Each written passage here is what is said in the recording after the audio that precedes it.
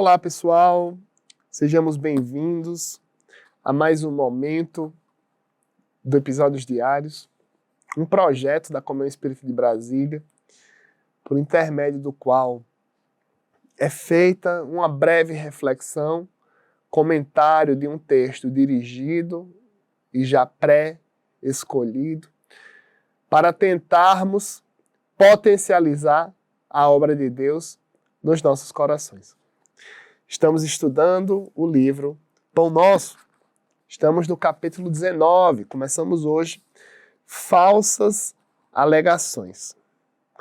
E tem uma passagem do Evangelho de Lucas que é um tratamento obsessivo que o Cristo fez. E Emmanuel recorta o seguinte: que tenho eu contigo, Jesus, Filho do Deus Altíssimo, peço-te que não me atormentes. Está lá no capítulo 8, versículo 28. E Emmanuel traz o seguinte comentário: o caso do espírito perturbado que sentiu a aproximação de Jesus, recebendo-lhe a presença com furiosas indagações, apresenta muitos aspectos dignos de estudo. A circunstância de suplicar ao Divino Mestre que não o atormentasse requer muita atenção por parte dos discípulos sinceros. Quem poderá supor o Cristo capaz de infligir tormentos a quem quer que seja? E no caso, trata-se de uma entidade ignorante e perversa, que nos íntimos desvarios muito já padecia por si mesma. A vizinhança do Mestre, contudo, trazia-lhe claridade suficiente para contemplar o martírio da própria consciência, atolada num pântano de crimes e defecções tenebrosas.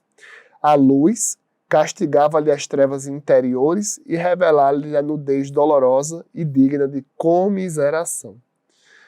Eu vou fazer uma reflexão aqui sobre essa questão que o título traz: falsas alegações. Muitas vezes, quando a gente se depara em um processo de irritabilidade, em um processo de angústia, em um processo de mágoa, nós, quando escutamos alguém falar sobre o Evangelho nesse contexto, nós repudiamos. Assim como fez o espírito obsessor com a tentativa de cura do Cristo.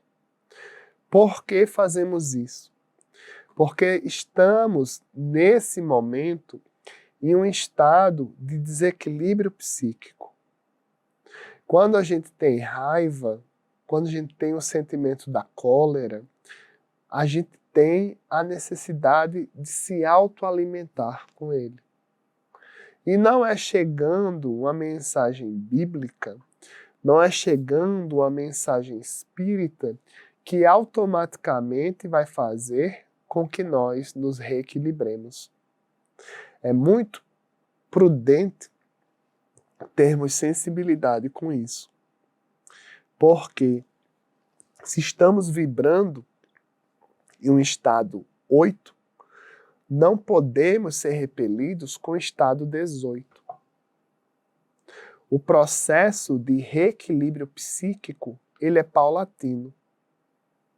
E muito embora às vezes a gente não observe isso, quando alguém nos oferecer alguma reflexão tentando nos ajudar, não repudiemos, não refratemos imediatamente.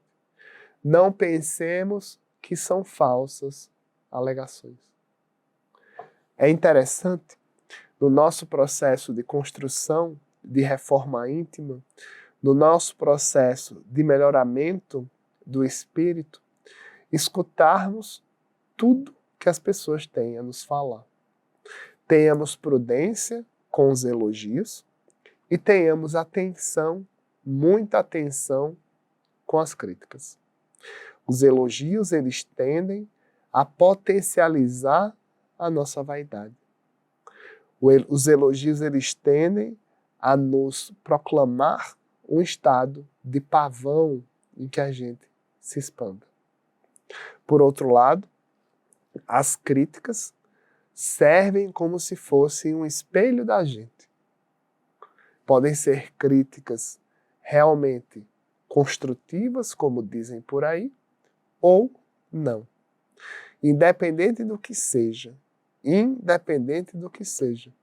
quaisquer críticas que cheguem a gente, não utilizemos, não classifiquemos como falsas alegações. Só porque não atende aos nossos anseios, não atende às nossas expectativas. Muitas vezes uma crítica pode trazer um processo de ajuste para a gente. Muitas vezes uma crítica pode trazer um ponto que nós ainda não percebemos. Devemos ter um comportamento acolhedor, porque se aquela crítica não fizer sentido, ela passa. Se aquela crítica não fizer sentido, ela não será retida. Por outro lado, se ela fizer sentido, ela passa rasgando o nosso coração internamente. Mas tenhamos a certeza e a fé que estamos em um processo de evolução psíquica, de evolução espiritual e principalmente de aprendizado cristão. E a proposta do aprendizado cristão para a gente é nós observarmos no outro alguém feito à nossa semelhança. Se o outro nos critica, é porque nós não passamos desapercebido pelo seu coração. Se alguma crítica que nos chega, qualquer que seja, ela é decorrente de algum tópico frasal, de alguma conexão. E se nós não conseguimos observar qual é essa conexão em relação à crítica, tentemos observar como nós podemos nos melhorar com ela. Tentemos fazer algum ajuste. Porque, conforme já dito, se a crítica não tiver sentido, não será uma falsa alegação. Será mais uma alegação ao vento. Inclusive, não nos preocupemos em estratificar sobre a nossa conduta falsas e verdadeiras alegações. Tentemos estratificar na nossa conduta as alegações e os comportamentos que nós fazemos diante do Cristo. As alegações e o comportamento que nós temos perante o conhecimento da doutrina espírita. Não replicando verdadeiras ou falsas afirmações. Não saindo por aí dizendo A, B ou C. Recitando capítulos, versículos, questões. Tentemos ser verdadeiros consigo, porque aí tudo começa a mudar. Sendo verdadeiros consigo, nós saberemos as nossas más inclinações e será uma oportunidade para nós nos ajustarmos e nos melhorarmos.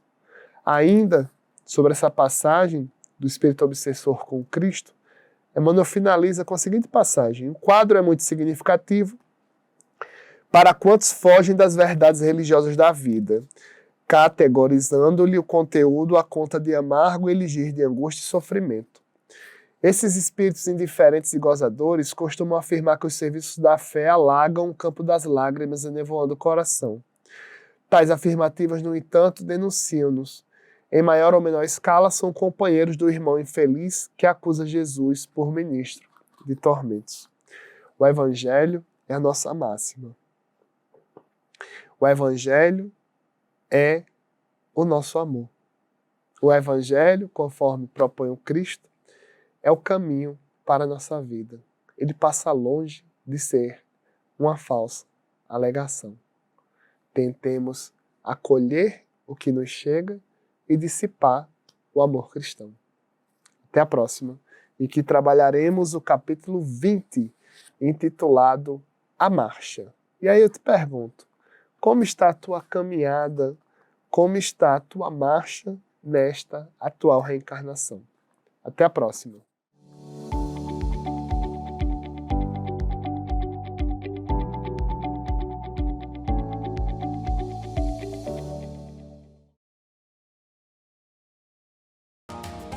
Nós estamos nas redes sociais. No Facebook você pode acessar facebook.com/Comunhão Espírita. No Twitter, twitter.com/Comunhão Oficial. Estamos também no YouTube. Acesse youtube.com/Comunhão Espírita de Brasília. E siga o nosso Instagram, @Comunhão Espírita. Acompanhe, divulgue e participe de nossas atividades.